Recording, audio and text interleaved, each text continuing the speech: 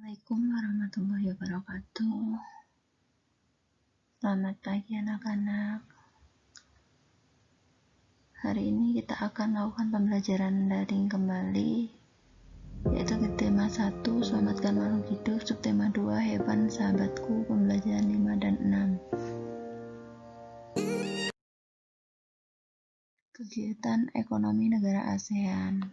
Kondisi geografis yang sama membuat negara ASEAN memiliki persamaan dalam kegiatan ekonomi terkait hasil buminya.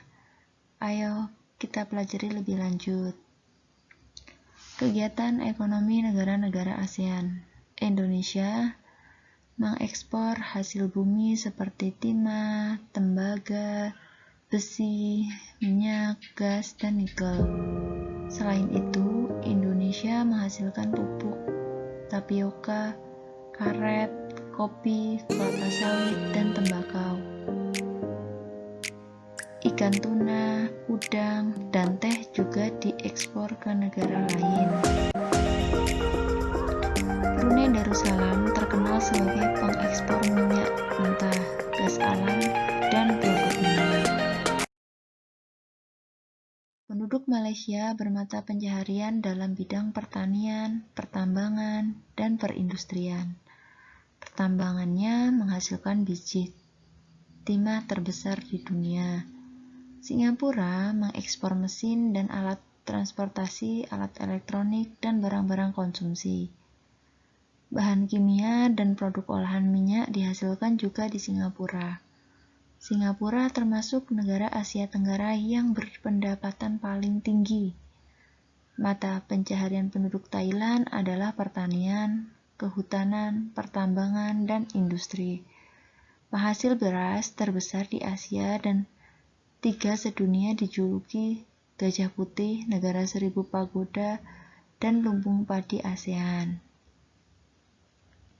Mata pencaharian penduduk Filipina adalah pertanian, pertambangan, dan industri. Komoditas ekspor Filipina atas gula, kopra, kayu, nanas, dan biji tembakau. Perekonomian sebagian besar penduduk Vietnam adalah pertanian. Padi merupakan hasil utama pertanian di Vietnam. Industri di Vietnam meliputi tekstil, semen, pupuk, kaca, dan ban. Pertambangan di Vietnam menghasilkan emas, biji besi, timah, gamping, fosfat, tungsten atau wolfram, dan seng. Hasil hutannya adalah bambu, kina, kayu, dan kayu manis. Terdapat 2 sungai penting, yaitu Sungai Mekong dan Sungai Songkha. Sebagian besar penghidupan penduduk Kamboja di sektor pertanian. Rakyat Laos hidup di sektor pertanian yang menghasilkan beras, jagung, tembakau, jeruk, dan kopi. Komoditas perdagangan Myanmar meliputi kayu, terutama kayu jati, beras, pupuk, dan berbagai barang kerajinan. Kalian kemarin sudah membandingkan kedua negara. Sekarang kalian bandingkan kembali, pilih 2 negara yang berbeda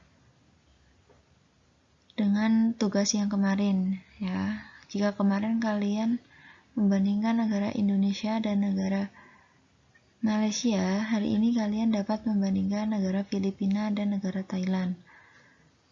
Yang di sebelah kiri misal negara Filipina, yang sebelah kanan negara Thailand. Kalian bisa di tengah-tengahnya diisi dengan persamaan dari kedua negara tersebut ya. Kalian bisa cari berdasarkan teks yang sudah dibacakan.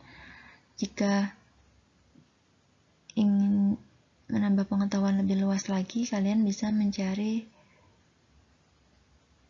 di internet ya. Sekarang kita ke pembelajaran 6. Kamu sudah belajar tentang hewan selama 1 minggu. Banyak hal yang kamu pelajari. Kamu sudah tahu bagaimana hewan berkembang biak dan jenis hewan yang hidup di negara ASEAN. Menarik bukan? Tahukah kamu Kelelawar. Hewan ini memiliki fakta yang menarik. Kelelawar memiliki indera pendengaran yang sangatlah baik, lebih baik daripada manusia. Berikut ini fakta tentang kelelawar. Kelelawar merupakan hewan mamalia. Tubuh kelelawar sangat bersih. Pada umumnya, kelelawar mempunyai satu anak dalam 1 tahun. Kelelawar hidup 20-30 tahun.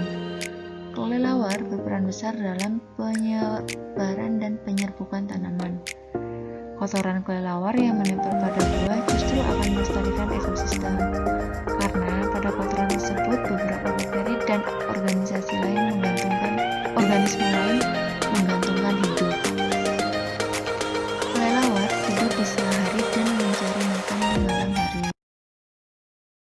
Nah, kalian tadi sudah belajar tentang fakta menarik tentang hewan kelelawar. Nah, sekarang carilah sebuah fakta menarik dari hewan yang lainnya selain kelelawar.